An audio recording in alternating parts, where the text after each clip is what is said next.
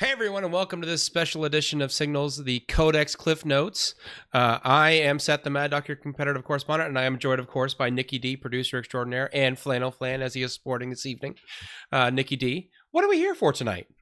All right, Seth, we've got not one, but two codexes that we are reviewing previewing this weekend. We've done the robotic Necrons, and now we get the Adeptus Mechanicus. So the Cult of Mars, we get the Imperium, their scientists, their technicians, all of their folks that are really here for Their IT the support. Omnissiah. Yep. We're going to be acquiring some new STCs. So AdMech here.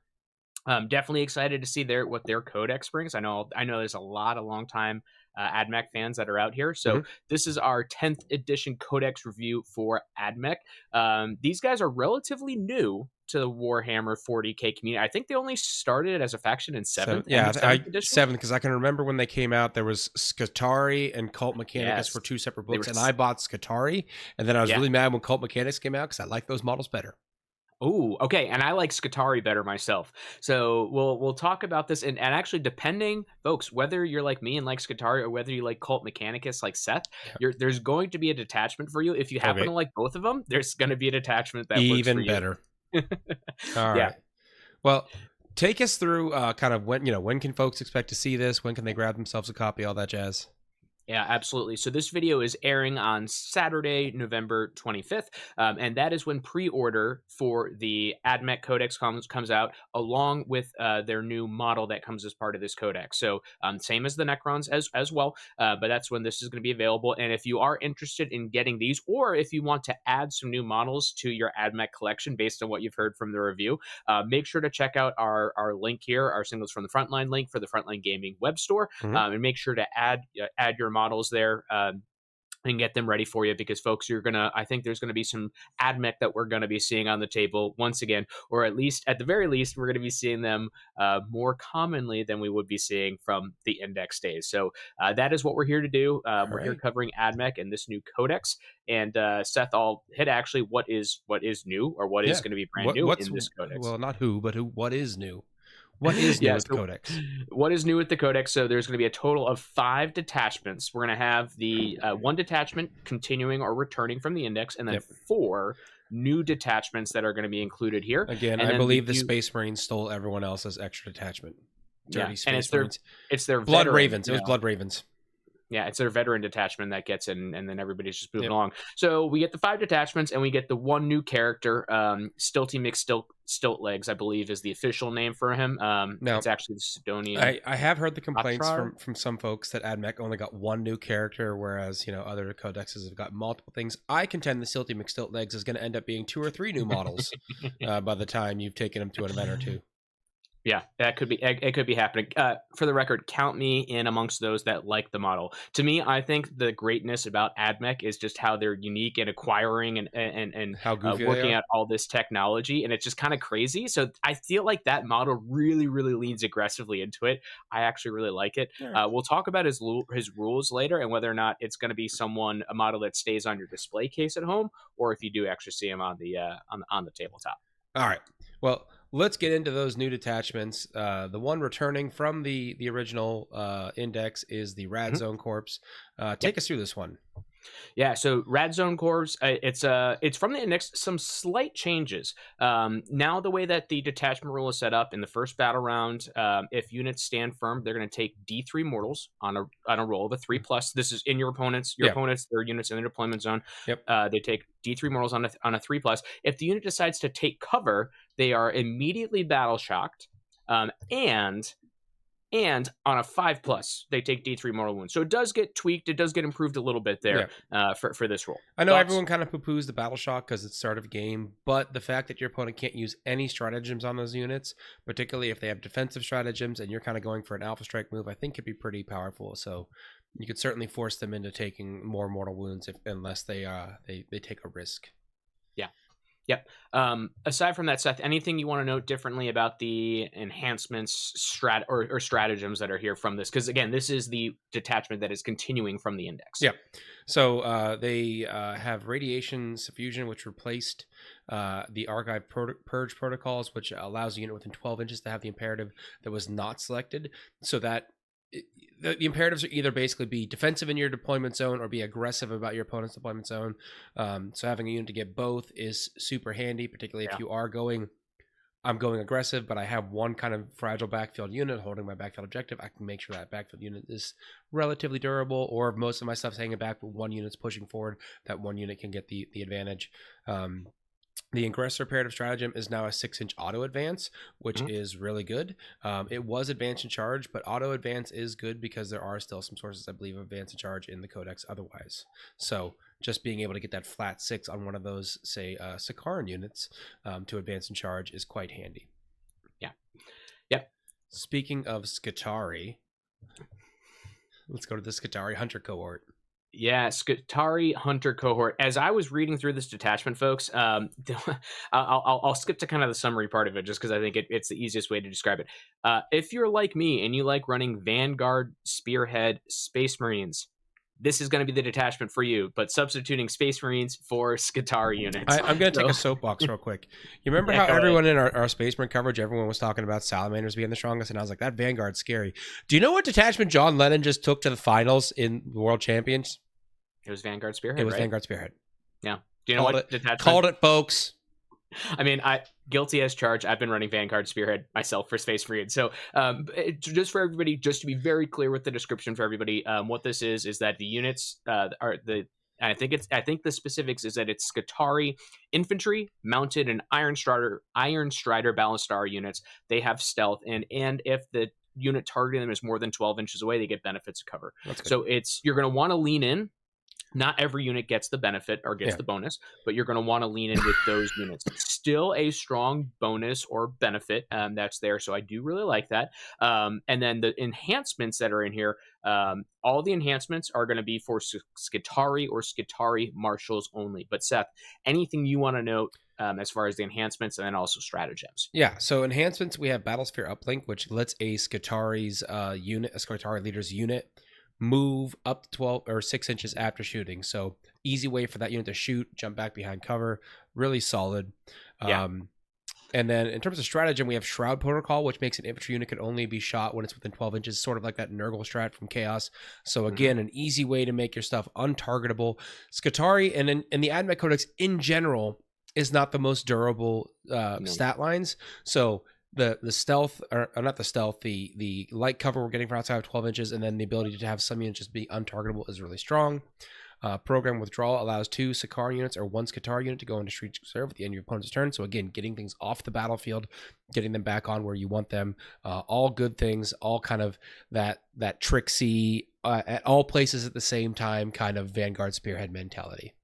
Yeah, already, folks, this is the detachment that scares me. The Skitarii and a lot of things from the AdMech Codex, their lethality is not bad, but they can't necessarily take a punch back all that well.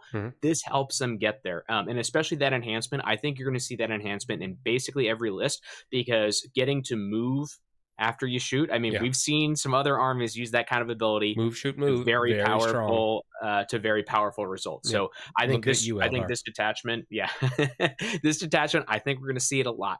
But I think, Seth, I think we're good to move on to our next detachment, right? The datasheets Conclave. Yes. So this is really a detachment that is going to be focusing on your tech priests and your cult mechanicus. So Seth, you mentioned you're loving the cult mechanicus stuff. Yeah, I like the aesthetic of the cult mechanicus stuff. Yes. So like the battle line, this would be the guys with the little tread wheels and the weapons on top. Those guys. So if you're liking those models or those units, you're probably going to want to read further about this detachment, or actually make sure to take some notes. So really how this detachment works is at the start of the first battle round, you're choosing one of 2 benefits. The first one is that if your cult mechanicus units are shooting at a target within half range, you improve the AP by 1. Solid, right? Yep. The other option is if a cult mechanicus unit makes a charge move, successfully makes a charge this turn, they get +1 strength and +1 attack for their melee weapons. Also solid. Yep. So I think the detachment here, you're going to want to bring a good mix of both shooting and melee so that you can kind of pick and choose based upon the opponent that you're facing. But both of those are actually pretty nice benefits that are there. Seth, any thoughts? And then do you want to take us into this enhancements and stratagems? Yeah, I mean, certainly, like the big standouts here got to be Electro Priests, I think, for this particular set of rules. Both varieties have, or at least the Corpuscari have some shooting and combat, but of course the Fulgurite have mostly just combat. In terms of enhancement and stratagems that can kind of buff those things up as we go, Temporocopia, I think I said that right, fights first for a unit. That is super strong. Fights first is very rare now in 10th edition, because it will allow you to activate when you are charged before the charging unit gets to activate. So that is a huge defense for those units. It's a great thing. We also have stratagems for fight on death on a 4+. That's Versa the Vengeful. So again, if you get charged and this is a unit that doesn't have fight first and you still need to get your punching in, that's a great way to do it. Lumineth Blessing is 4+ invuln for Occult Mechanica unit in the shooting phase. So again, when you just need some durability right now on that critical unit, an awesome tool. So I really like the ability. There's a lot of damage output in this one, but they didn't skimp on the ability to preserve that damage through some durability or fight on deaths or fight first. Yeah, this is a detachment, I think, where it's going to be really based upon, do you position your unit in the right place based on how the opponent is playing? Because if you get to the right spot, you're going to decimate the opponent. If they need to shoot, you've got some tools to be a little tougher yourself, but it is going to be where if you don't plan or if you don't deploy properly, you don't get your tools in the right places, it could be a tougher detachment to play. But I think this one, it sounds really lethal. It's going to be able to take a punch. Solid detachment overall. Yeah, definitely think there's going to be some folks that find some juice here. Up next are Explorator Maniple. Yes, Maniple. Yeah.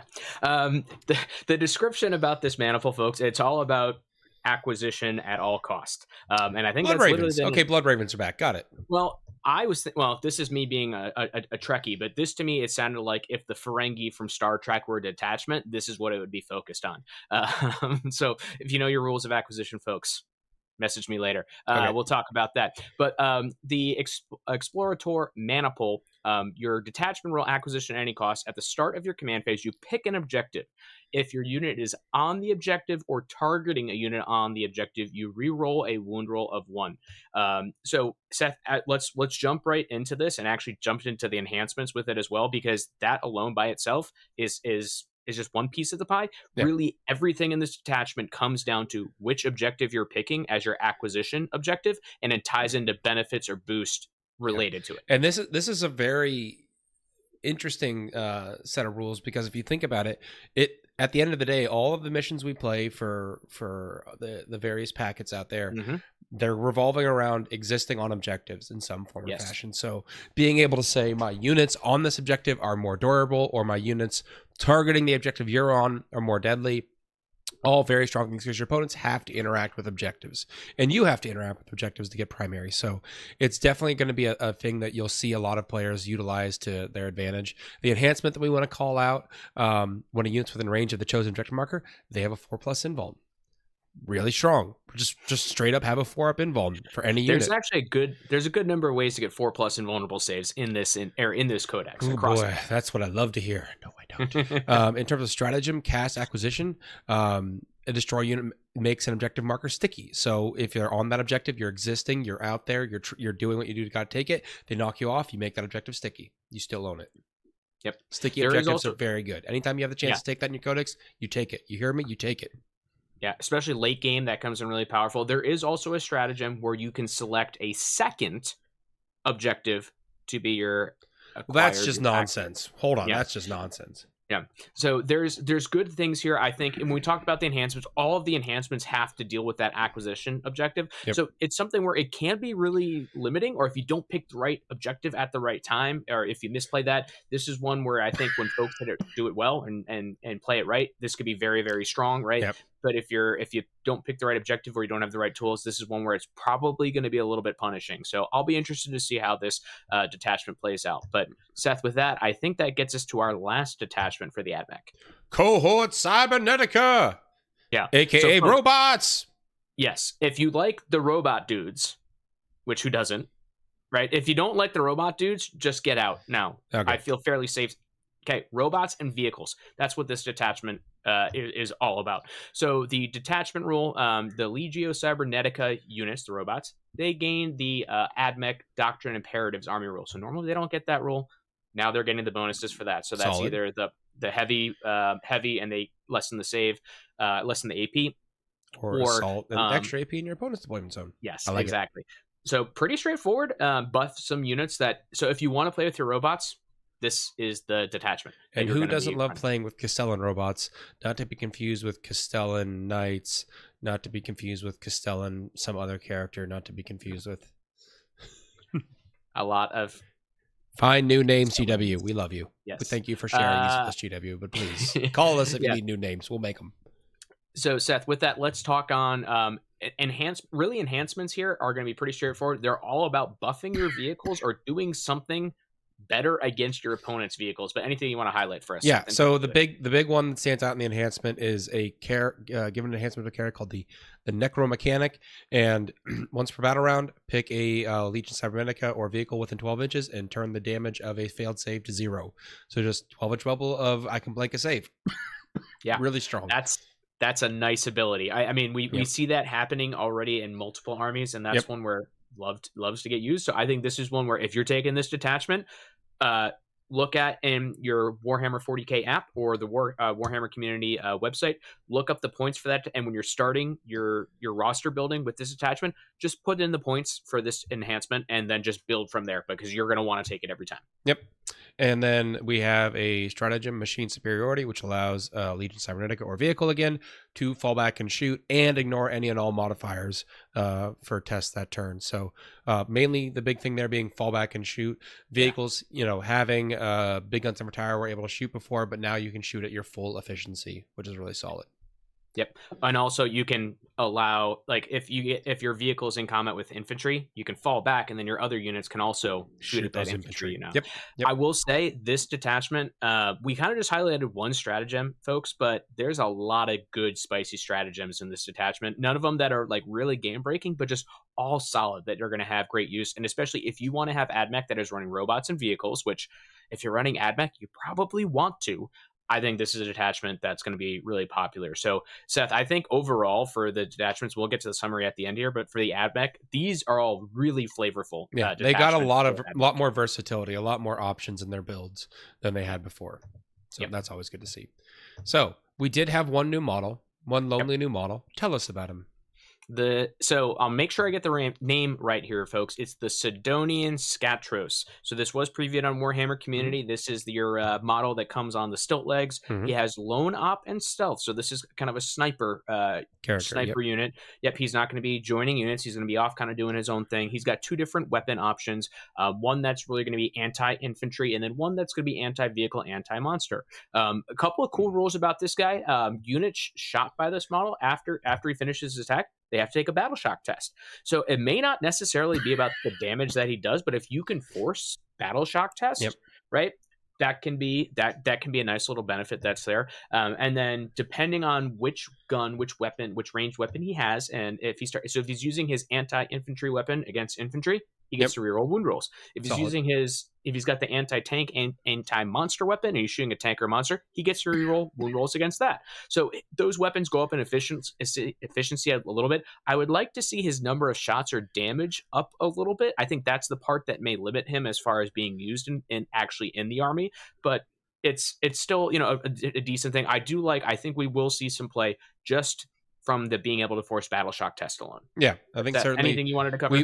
We have learned battle shock can be certainly more useful than we had originally thought. So, overall, I'm excited to see kind of the evolution of the Codex, to see the new things that are going to come out and folks are going to try. I'm a Xenos loyalist myself, so I don't have my AdMech anymore, but I'm certainly excited to see them on the table more. Certainly excited to see some of the combos they come up with. Hopefully we'll see them a little bit more prevalent. Don't forget to check us out every week live Wednesday nights at 9 p.m. Eastern Time, Signals from the Frontline, to hear more from us. Final thoughts from you tonight, Nicky D? I'm looking forward to seeing AdMech. I think these are some, I said it already, but so I'll keep it short. But I think these are really great, flavorful detachments. I think AdMech players are going to be excited. It's going to come down to, hey, how are these, points costed with the new codex? But I think this is a really exciting codex, and I think Games Workshop did, they deserve, a high five or two for actually putting together a codex here that makes it feel like it's AdMech. So that I think is really great. Well, don't forget to check out our partners over at Tabletop Titans, Vanguard Tactics, Play on Tabletop, Grim After Dark for a full in-depth review of these codexes. Don't forget to get your orders in on Frontline Gaming. Use our code below to help out the show. But that's it for us for tonight. So we really hope you enjoyed this Codex special report. Have a good one and take it easy.